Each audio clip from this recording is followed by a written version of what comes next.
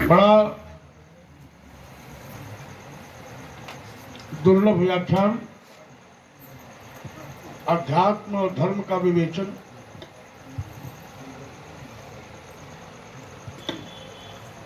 दुर्लभ इसलिए कि अब इन विषयों की विवेचना ही खत्म हो गई है।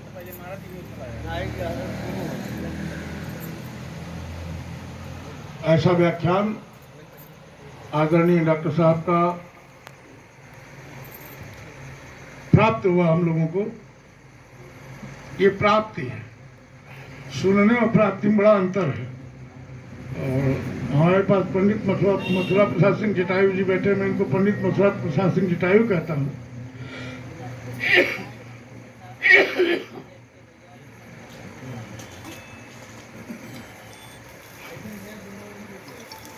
भवानी का सम्यक विवेचन, बहुत ही सुबोध, जो आदरणीय डॉक्टर साहब की अपनी विशेषता है, किसी भी गूढ़तम विषय को सुबोध बना देना, ये भगवती शारदा की अद्भुत अनुकंपा है आदरणीय डॉक्टर साहब पर। और शायद गोस्वामी जी ने ही उद्धृत किया कि अवश्य देखिए देखन जोगू, तो उसी को मैं अपनी भाषा में कहता हूं कि अवश्य सुनिए जो सुनने योग्य हो। और हम सब लोग बैठे थे, कुछ लोग वास्तव में सुन रहे थे, कुछ लोग नहीं सुनना चाह रहे थे तब भी सुन रहे थे, और कुछ लोग बिल्कुल नहीं सुन रहे थे। खैर, ये होना भी चाहिए। शक्ति की आराधना का यह महापर्व, हम सभी भारतवर्ष की भूमि में निवास करते हैं, यहीं हमारे पूर्वज पैदा हुए, उनके अवशेष से हम भी हैं। हम स्वभाव से शाक्त हैं। हमारा भारतीय नववर्ष ही शुरू होता है शक्ति की उपासना से। शक्तिहीनता की परिकल्पना हमारे यहां है ही नहीं। शक्ति कैसी? अभी आदरणीय डॉक्टर साहब चर्चा कर रहे थे आत्मशक्ति की। वो सबसे प्रबल चीज है। गांधी जी न दारा सिंह थे, न मास्टर चंदगी राम थे, लेकिन ब्रिटिश एम्पायर उनकी बात को सुनता था, समझने की कोशिश करता था। सुभाष चंद्र बोस, मुझे नहीं पता है कभी गुरु हनुमान के अखाड़े में गए होंगे। मैं उसी विषय की चर्चा कर रहा हूं जो आज हम सब ने सुना। तो सबसे बड़ी शक्ति क्या है? आत्मा की। छोटी सी बात और कहूंगा, विज्ञान ने बहुत उन्नति की, उतनी नहीं कर पाया जो कभी थी, परंतु की। लेकिन कभी विचार करिए, समझदार लोग हैं, कि विज्ञान ने आखिर दिया क्या? हम बोल रहे हैं, हमारी आवाज इतनी तेज नहीं है जितनी तेज सुनाई दे रही है। तो बोलने की शक्ति बढ़ा दी, वाणी की शक्ति बढ़ा दी इस यंत्र ने। देखने, सुनने, समझने की शक्ति बढ़ा दी टीवी, मोबाइल इत्यादि ने। स्मृति की शक्ति बढ़ा दी कंप्यूटर ने। कोई भी डाटा सेव है भाई, कभी भी खोलने को मिल जाएगा, तो याद रखने की जरूरत नहीं है।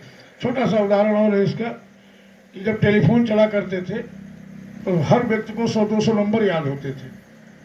आज मुझे लगता है किसी व्यक्ति के पास 4 मोबाइल हो तो उसका अपने नंबर नहीं याद है, मुझे भी नहीं याद है, एक ही नंबर याद है, आदरणीय डॉक्टर साहब। स्मृति की शक्ति। लेकिन आप एक बात सोचें, गति, जो पैरों का गुण है गति, उसकी क्षमता बढ़ा दी मोटर कार ने, रेलगाड़ी ने, वायुयान ने। लेकिन कभी आपने विचार किया कि आत्मा की गति और शक्ति को बढ़ाने का कोई यंत्र विज्ञान विकसित कर पाया? अगर आपको, हमको अभी भय लग जाए, किसी अभी एक ध्वनि हो जाए बड़ी सी, एक विकराल सर्प यहां प्रकट हो जाए और चला जाए रास्ता पकड़ के, शरीर के जितने रूप हैं सब सक्रिय हो जाएंगे, सारे रोए खड़े हो जाएंगे। भय।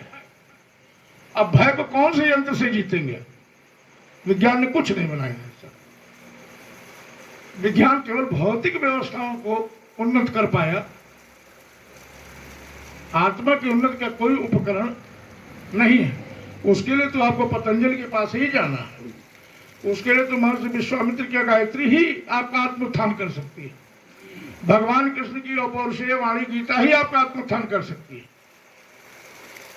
तो सबसे बड़ी जो पावर है वो है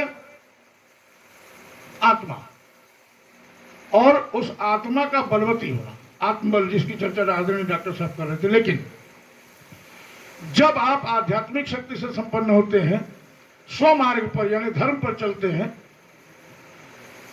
तो अब कोई सुन भी रहा होगा, हो सकता है यहाँ और भी लोग बैठे हों। जब हमारे एक धर्म है भारत में, इस समय बहुत ज्यादा हो गया, इस्लाम धर्म। तो इस्लाम का कोई अनुयायी जब परम धार्मिक होता है वो आतंकवादी हो जाता है, खुद भी उड़ जाता है और दूसरे को भी उड़ा देता है। लेकिन हमारे यहाँ जब कोई आध्यात्मिक होता है, हमारी सनातन परंपरा में, तो वह क्या करता है? भय की पराकाष्ठा, जटायु जी, सन्न हो जाना है। लोग कहते हैं अरे भैया धमाका हुआ, हमारे जेरे सन्न हो गए, ये घटना देखनी, हमारे जेरे सन्न हो गए। तो सन्न हो जाना, जो सन्नता को, पूरी तरह जड़ता को प्राप्त हो जाना, भय की पराकाष्ठा है। और जो उस भय की पराकाष्ठा का भी अंत कर दे, उस सन्नता का भी अंत कर दे, वही संत है। और उसके लिए आत्मबल ही नहीं, अध्यात्म बल भी चाहिए, तभी आप स्वयं भी निर्भय रह सकते हैं और दूसरे को भी निर्भय बना सकते हैं। ऐसा मेरा मानना है, कोई जरूरी नहीं है सब सहमत ही हो। तो भय, आप देखिए, निरंतर हम एक भय में जीते हैं, संशय में जीते हैं। और अजर अमर आत्मा भी भगवान कृष्ण ने गीता में कहा है कि संशयात्मा विनश्यति। अगर हमारी अजर अमर आत्मा भी अगर शंका में पड़ गई, संदेह में पड़ गई, तो उसके भी मूल गुण लुप्त हो जाते हैं, मूल व्यवस्था लुप्त हो जाती है, और वो भी विनष्ट होने की जैसी हो जाती है। तो संशय में मत रहिए, संशय हमेशा भय उत्पन्न करता है। और हमारे यहाँ या कहीं भी आप विचार करें कि संशय को दूर करने के दो ही उपचार हैं। जहां से भय उत्पन्न होता है, उसी को दूर करने के दो उपचार हैं। वंदे भवानी शंकरो श्रद्धा विश्वास रूपिण। श्रद्धा रखिए और पूरी तरह विश्वास रखिए। और ये दोनों कौन है? यही भवानी और शंकर हैं, यही जगत के माता पिता हैं, श्रद्धा और विश्वास।